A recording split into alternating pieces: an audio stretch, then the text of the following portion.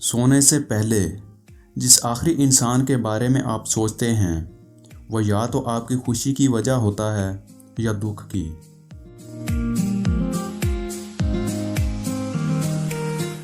अगर कोई शख्स रोता नहीं है तो वह शख्स अंदरूनी तौर पर कमज़ोर है।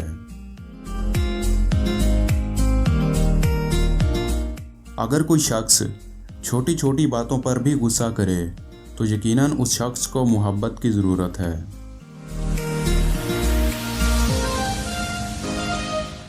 अगर कोई शख्स कम बोलता है मगर जब बोलता है तो अगर तेज़ी से बोले तो वो शख्स अपने अंदर कुछ राज रखता है।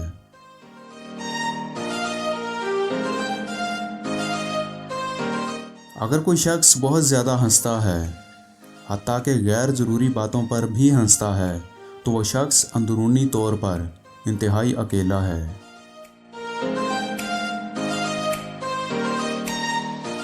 अगर कोई शख्स अजीब तरीके से ज़्यादा खाए तो वह शख्स टेंशन में होता है।